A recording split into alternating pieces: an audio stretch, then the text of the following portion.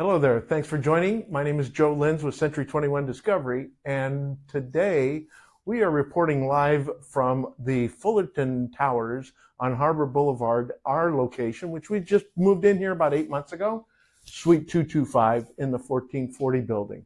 So today I want to talk about some of the changes, the National Association of Realtors settlement, and just a little bit about what that represents for buyers.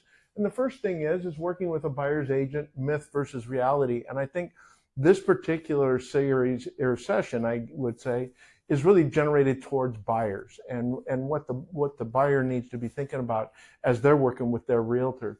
So number one, now is definitely not the time to suspend your home search if you're in that marketplace.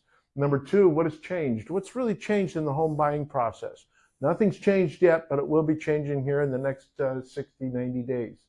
Real estate agents will soon be required to enter a written agreement with a buyer prior to even showing that home. So that's going to become the law. The fee for buyer representation will be negotiated between the buyer and the agent who you hire.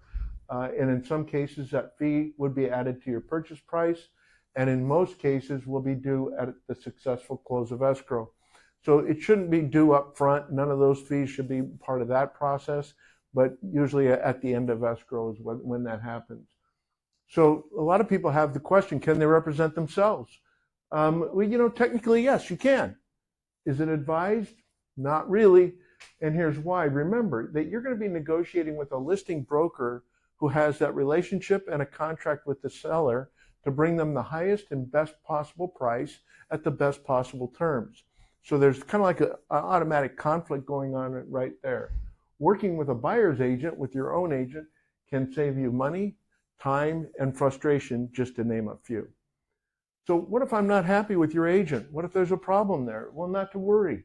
There are plenty of solutions. There's exclusive buyer representation. There's non-exclusive representation. The time frame can be from 1 day from 1 day, one property or more. And then the maximum time frame in California is going to be 3 months or 90 days.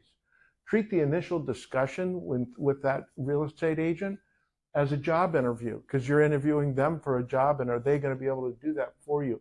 And a professional realtor will most likely deliver a well-prepared presentation for you. So what's next?